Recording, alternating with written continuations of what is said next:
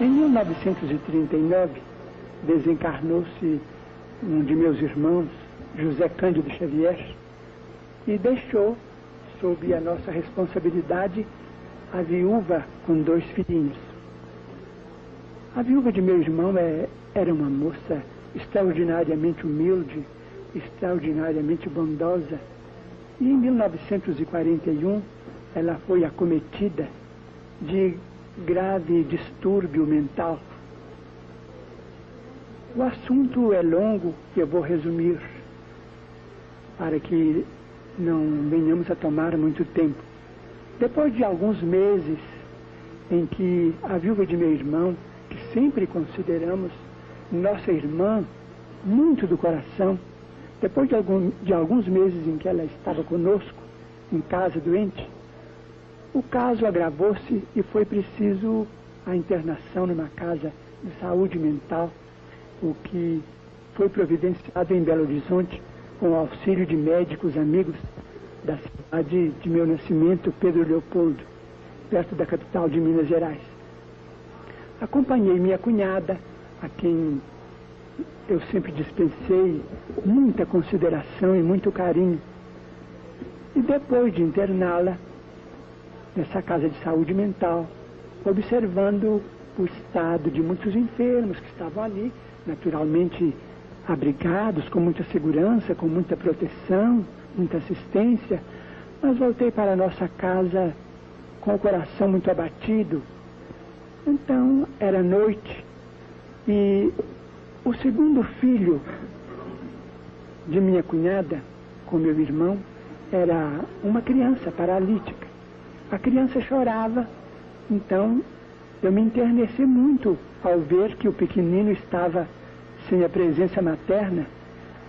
Sentei-me, comecei a orar e as lágrimas me vieram aos olhos, pensando em meu irmão desencarnado, muito moço ainda, na viúva, tão cedo assim, numa prova tão difícil, e sentindo a minha incapacidade de dar a ela a assistência precisa, senti que a minha emoção era muito grande.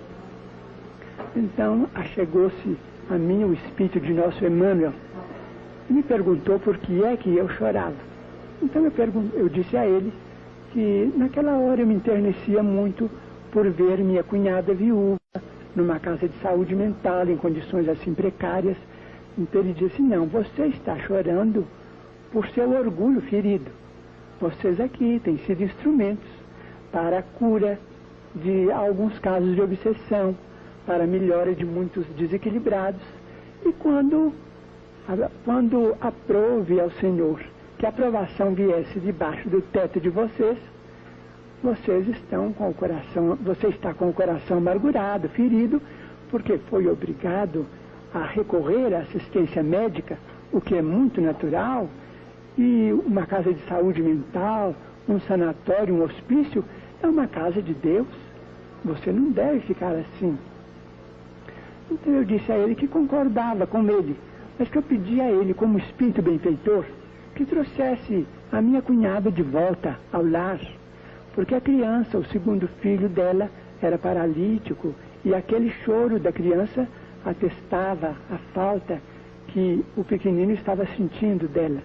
Então ele disse que ela voltaria, mas aquele ela voltaria que ele disse podia ser depois de muito tempo, o que de fato só aconteceu depois de 2 anos.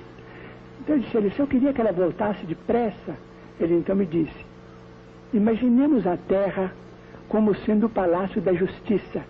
Nós estamos aqui para rasgar o processo ou é para cumprir o processo? Então eu disse: estamos aqui para cumprir, né?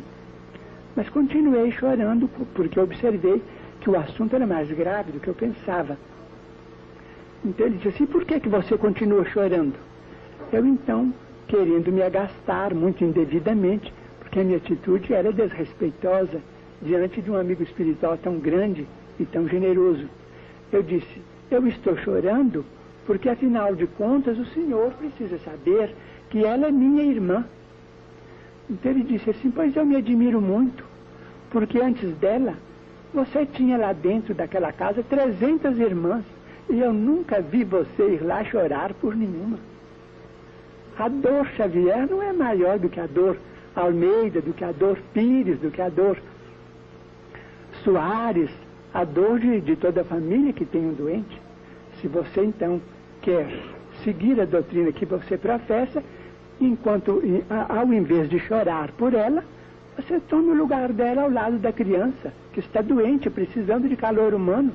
Substitua a nossa irmã, que assim você vai exercer a fraternidade. Foi uma lição que eu não posso esquecer.